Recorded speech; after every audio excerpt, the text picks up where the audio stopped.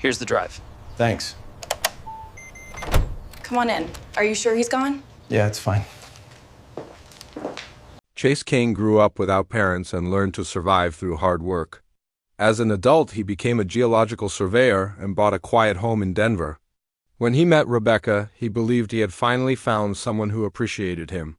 She was charming and lively, and he did everything he could to make their marriage feel safe and stable. Over time, she became distant, but he convinced himself it was stress. He traveled often for work and trusted her completely.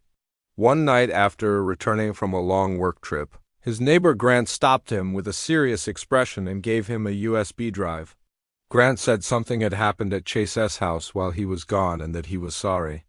Chase watched the videos in his truck and saw a man visiting his home repeatedly, greeted warmly by Rebecca and staying overnight.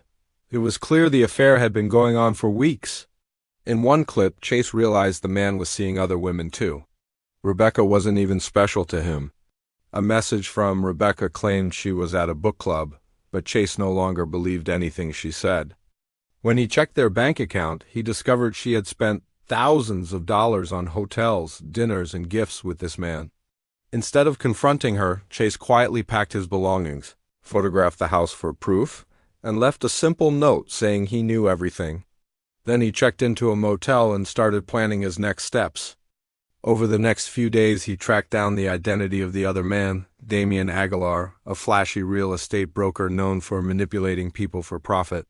Chase found evidence that Damian misrepresented properties and scammed investors.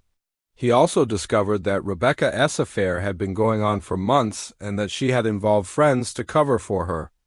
When divorce papers arrived demanding alimony and half his property, Chase knew she expected to win easily. Instead, he exposed Damian's unethical business practices by sending investors proof that Damian had hidden important information from them. Several deals fell apart, damaging Damian's reputation and income.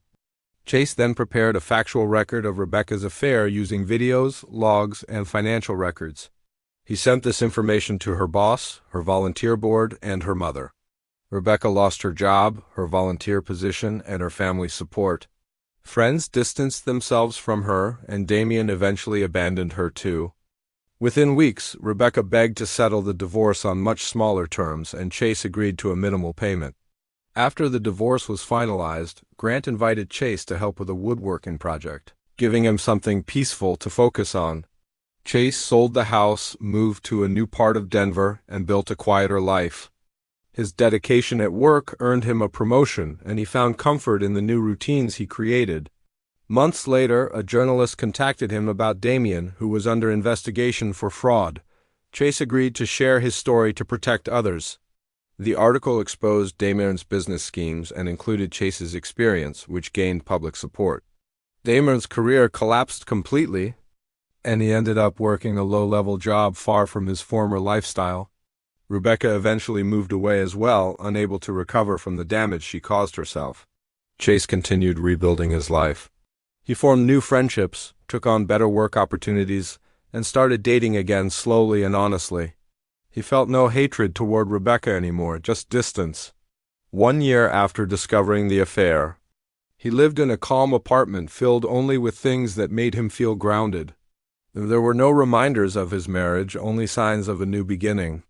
He had learned that trust must be earned, that self-respect matters more than pleasing anyone, and that justice sometimes requires taking action yourself. Chase ended up stronger, wiser, and at peace with the life he created on his own terms.